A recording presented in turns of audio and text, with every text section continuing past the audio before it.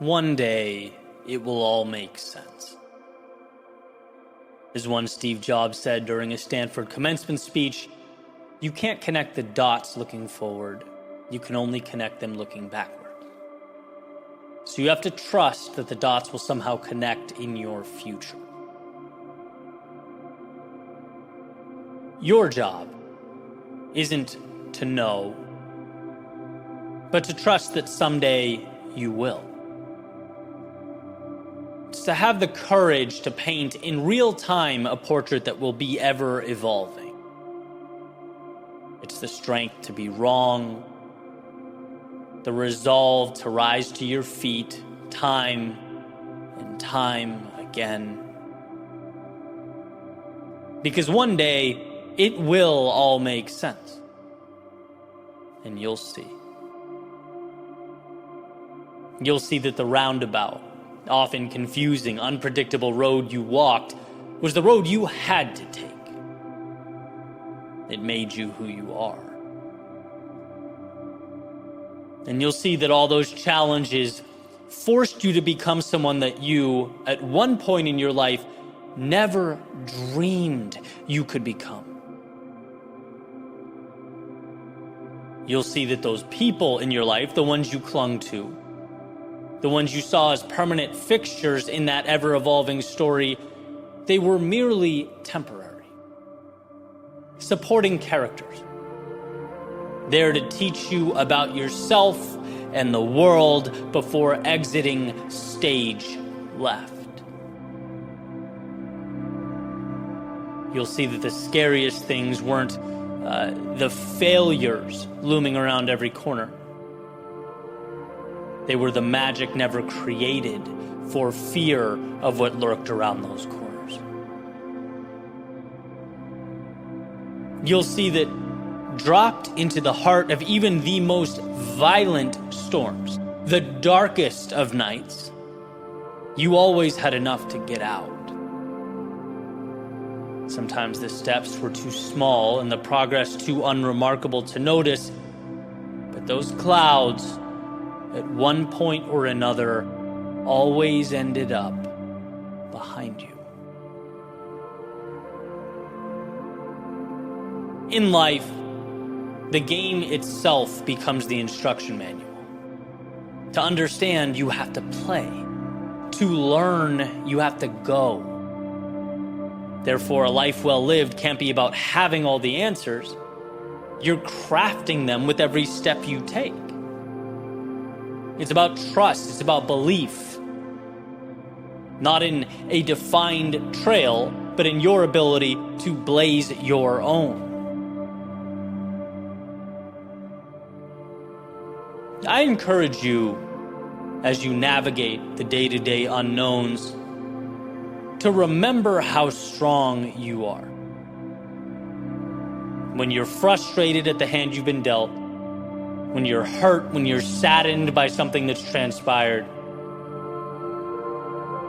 remember that you can handle it, that there's meaning in the pain, in the chaos, right? Because I know our default isn't to smile and mentally transport to the value that the pain will someday bring, right? I get it. But you have to know that you can, one, make it through the chaos, and know that, two, there will be a point in your future when you look over your shoulder and appreciate the turbulence you endured. You'll be grateful because of the beauty, the meaning, and the happiness it ultimately brought to fruition. That's what makes life worth living. You'll be grateful for the struggle because it empowered you to push further into life. It taught you to not only endure, but to find meaning in suffering. To ultimately create something beautiful out of the very thing you wanted to run away from, but didn't. See, life is not all one thing. It's an oscillating wave of circumstances. And you'll see at some point that every second mattered, in the sense that it gave you exactly what you needed most when you needed it. So trust that the road will be unpredictable, because that's exactly what the road will be. But also trust yourself to be someone who navigates the foreign waters ahead. Someone who points the compass straight towards the horizon. Because regardless of the world around you, that's exactly who you are.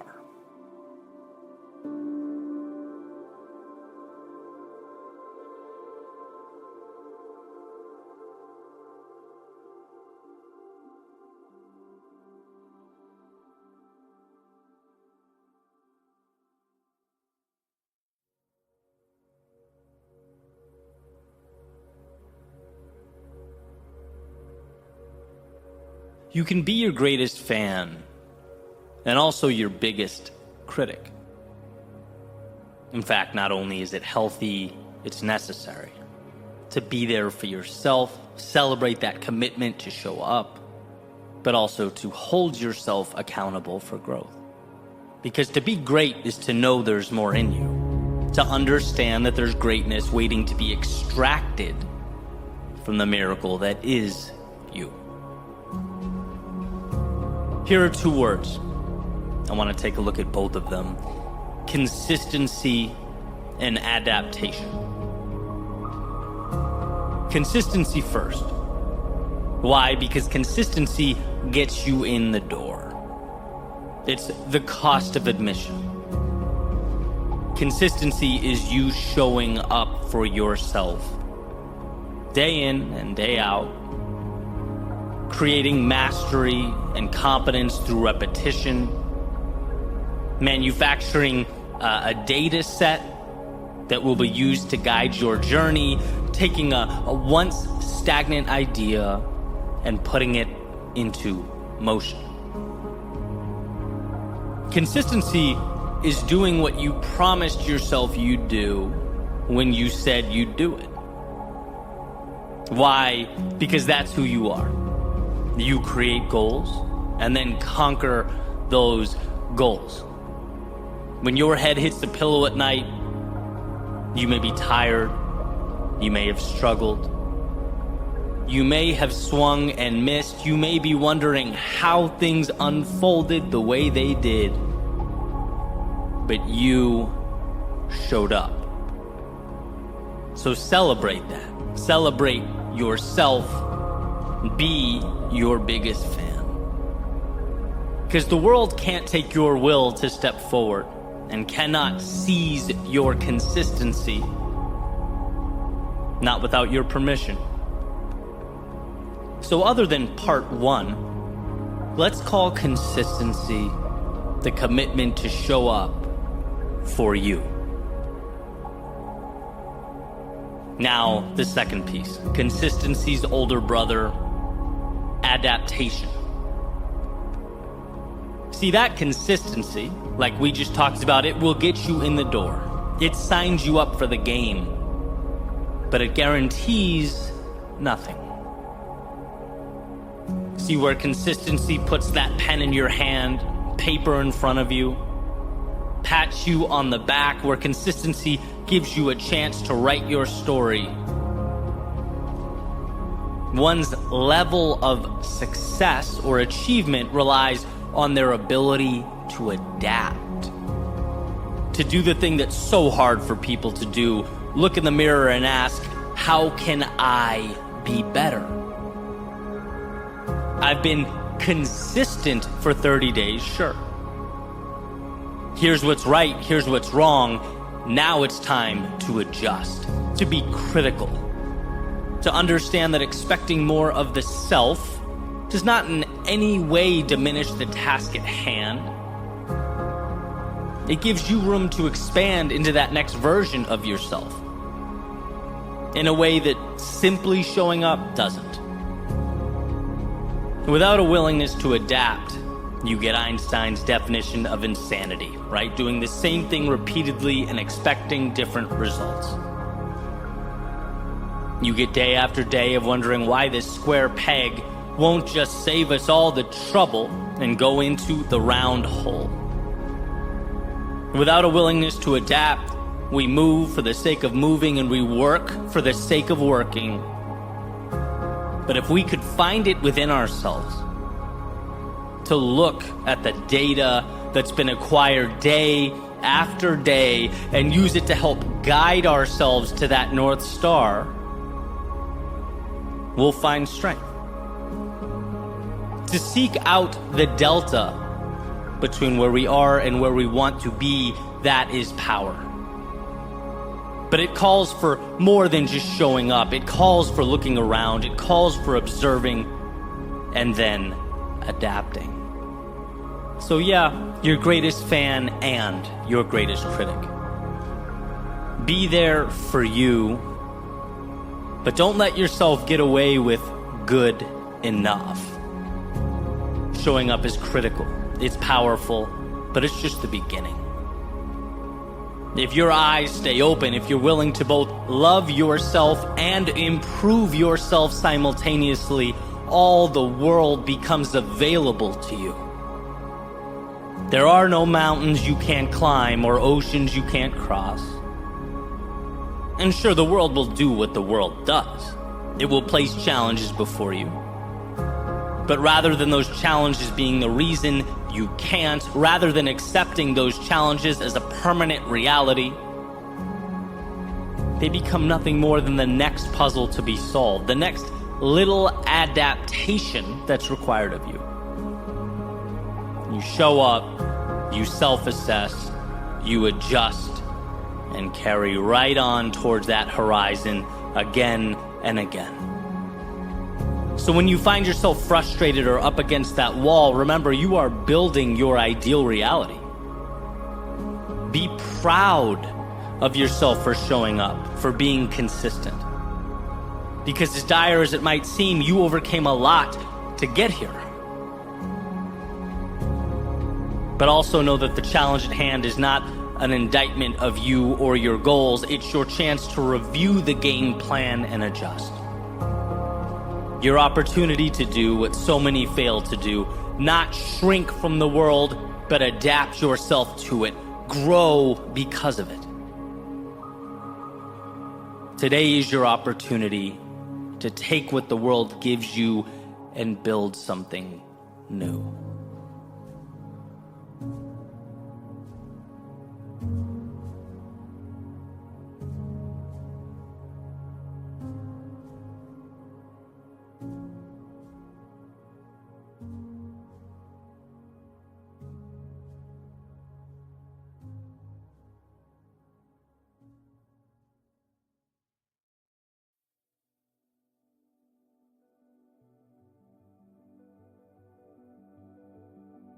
Use what you have where you are. A friend of mine at one point found himself in his mid-20s, fighting his way back from what he refers to as a pretty substantial setback that had occurred. He was basically rebuilding his life. Okay, found himself looking up at an enormous mountain to climb, unsure what he would do for a living, how he would make ends meet, very much lacking direction. And as he pondered, he got a job as a pizza oven repair guy. Learned the ins and outs of the craft as he showed up every day, eyes still focused down the road, still contemplating what would be the best move for his future. And as some time passed, he started to realize he was mastering the very niche craft that he was showing up to do every day, right? Was acquiring a very specific competency and quickly becoming great at it. After a little bit of time, he started thinking, hey, I could branch out on my own here. I could start my own pizza oven repair business. And he did. And after not too long, hired an entire team to work with him. Then progressed into delivering and installing new ovens all over the country, and is currently working on some new technology as well to supplement the install and repair part of the business. The guy's doing incredibly well. And it's interesting because you're having a conversation with him about his success, and it's like, how on earth did you find yourself doing what you do? It's so specific. And he'll tell you, he worried, he pondered, he thought about business degrees and career trajectories and all that. But the difference was that he didn't take the moment for granted. He saw the value where he was with what he had. Where, he could have seen it as a bridge job or a chapter in the story or however you want to describe it. He saw it as an opportunity. He saw the present as the answer. Show up and give everything you have to being great now. Because when you're competent in a craft and ambitious, as he is, that's a scary combo. The world becomes yours. Use what you have where you are. And you will, because of this mantra, see doors unlock that perhaps you never thought possible. There are pieces around you now that will push you to grow and evolve. The problem is we very often dismiss them. What my friend turned into an empire, a success story, could just as easily have been an obligation while he waited for the world to give him something different. And sure, I think it's important for me to emphasize the point isn't to stay where you are forever if you're unhappy. Of course not. The point is that there's value in aiming to be exceptional at whatever it is you are doing, whatever you are committing to, even if it appears mundane. The point is that so much potential is sown into our day-to-day. It just tends to blend in and not feel important, at least at first glance. Doors open for people who are great at what they do, and people who are great at what they do live with a curiosity, consistency, and intensity that others might not. It's amazing how when we feel that we are gaining competence in something or excelling in something, it becomes enjoyable. Which highlights the fact that, so often our stagnation is a byproduct of us standing in our own way, choosing not to grow. I can't explain how trivial what I do now felt when I first started in 2014. Sharing my thoughts into a microphone, making little 3-minute videos, uploading them to the internet, right? To an audience of my immediate family for $0. You know how dumb my rational brain was trying to convince me that was? You know how easy it would have been to move on and simply look back on that period of time as my little YouTube experiment? But again, there is this strange phenomenon that when you inject yourself into something and vow to get better at it, it lifts you up, it excites you, it brightens your world. I had, as I've talked about so many times, found that intersection of what I love and what adds value to others. And that was everything. And the solution appeared not because I bumped into someone that had some life-changing opportunity for me. It wasn't because I found this shortcut or secret formula. No, I just used what was already sitting in my little apartment on Comm Ave in Boston. It's incredible how often our answers are right where we are. That's why, as I've progressed through this journey, I understand balance. I understand the value of, looking at that horizon, having big plans and ambition, but also cherishing the opportunity at our feet now, looking around, because again and again and again, the opportunity is disguised as triviality, as the stuff we walk right by. Always remember that there's something around you that can be transformed into opportunity, even if it's small. And if you choose...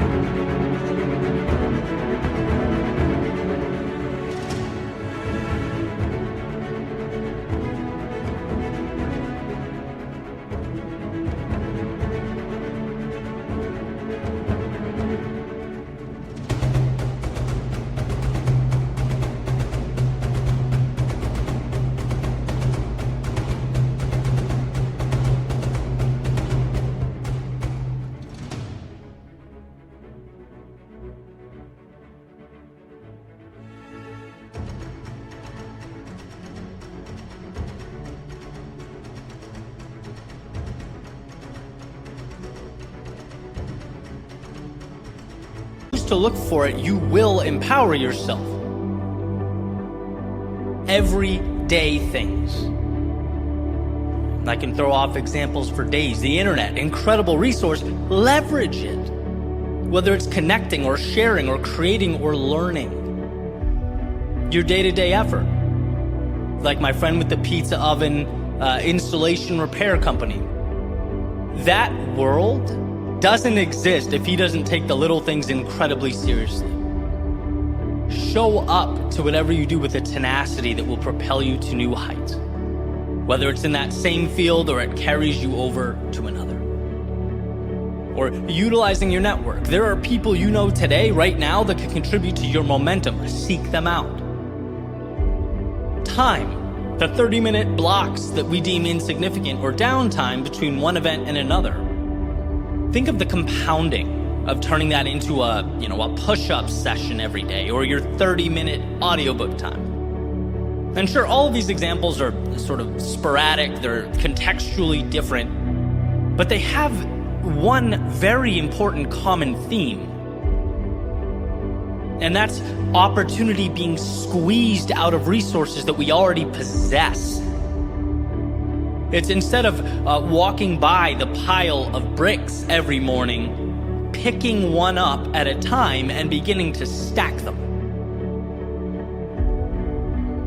I'm a firm believer that the difference maker for so many is not IQ. It's not going to this or that college. It's not your background. It's, did you recognize the opportunities surrounding you? Did you find the value or the excuse? Because both will always exist. And that's what we have to understand. The details around you can be your reason for staying right where you are, or for doing the unimaginable. So understand the power of utilizing what you have where you are. Make a point to look for the tools within reach. They say what's trash or junk to one man can be treasure to another. Well, understand that your eyes are capable of seeing both. You have to lead them to the value. You have to become comfortable with pausing, letting the emotions subside and asking, how can I win here, now, with the pieces that are available to me? Because they are available. And if you're willing to pick them up, you can undoubtedly, as Thoreau said, build your castles in the air.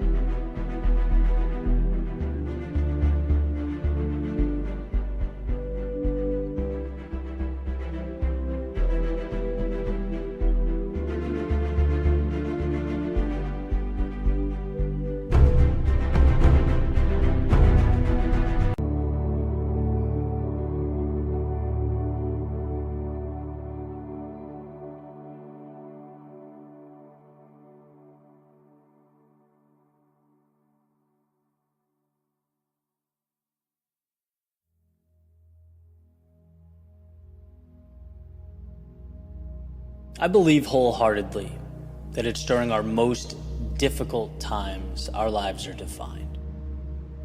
And I want to take a second and explain why I believe this to be so. Sort of a personal anecdote for sure, but a quick glance over my shoulder highlights that the best things in my life seem to have occurred after the quote-unquote adversity.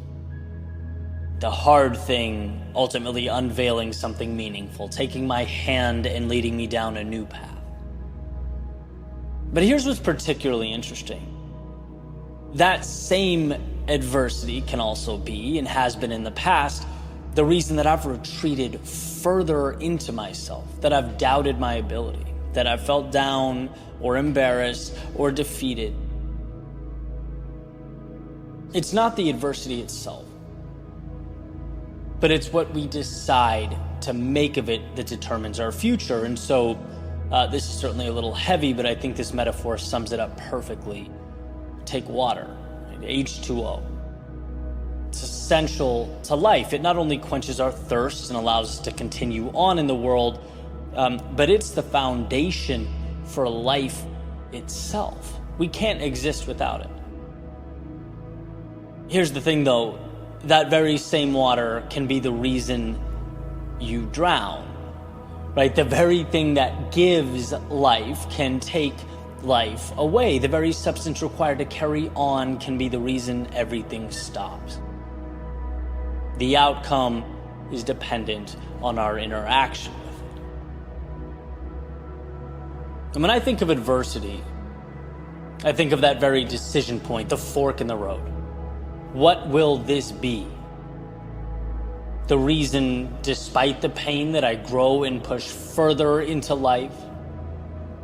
Or will it be the reason I shrink? Will it be my excuse to cower in the face of hardship? You know, they say simplicity is the ultimate sophistication. Making this concept as simple as I do has saved my life. It's helped me find a way through the downtimes and turn them into something beautiful. After all, what is pain if not a spotlight on what your soul truly needs? It's the most reliable of messengers, prompting you to get back up, face the world, find that which is needed to reinvigorate the fire in your soul. So, for example, people. People come and go in life. We all get that. But every once in a while, someone goes that we didn't anticipate going. Someone leaves we didn't anticipate leaving, and there's plenty of reasons for this. From the end of a relationship to life taking a loved one too soon, it rocks our foundation. We never thought about it. They were a forever person. And so amidst the emotional distress, there appears that fork in the road, that oversimplified black and white decision. Will I let this be validation for why life is no longer worth living? An excuse to feel disdain and resentment towards what's gone? Or will it be a reminder to appreciate the beauty in life because everything around us is fleeting? Will it be a reason to reflect back and find gratitude for the moments you did have? Will it be the strength you now possess as you move into the world? What will you make of what's been placed before you? Now, for the pragmatic reminder, sure, it's easy outside the storm to talk about weathering it. You know, it's easy for me to sit here having outlasted some of my greatest distress to look back and say, see, that was nothing. The reality is, in the middle of the chaos, when we were standing at that fork, things don't seem so easy. They don't appear so black and white. But those are the moments when we have to dig deep, when we have to remember it's okay to hurt, it's okay to feel, but it's not okay to let the hell you're going through become the end of you. It's not okay to let the hardship write your story. No, only you can do that. Never relinquish that control. This story will be a story not of defeat, but of a hero's journey. The resistance that makes the main character rise beyond what he thought was imaginable. It's the turmoil that prompts that average everyday character in each of us to look in the mirror and say, hey, there's more in there. When things were easy, maybe you didn't see it. But when they were easy, you didn't need to. It's the fork in the road. The same one that brought you to your knees, the same one that split your heart in two. Now it's extending an invitation to rise. Yes, when it hurts. Yes, when you feel weak. Yes, when it seems like there's nothing to draw from. Rise. Those are the moments you transform. When it would be perfectly comfortable to hide or quit or point it at life as the excuse, but instead of letting life knock you down, you used it like a rope to climb out. The only difference between beginnings and endings is where we go next once they arrive. The difference between growth and stagnation, contentment and resentment, curiosity and fear, well, it's not what life gives us. It's what we choose to make with what life gives us. It's while standing at the fork in the road, going one way, when the easy thing to do would be to throw our hands up in defeat and go the other.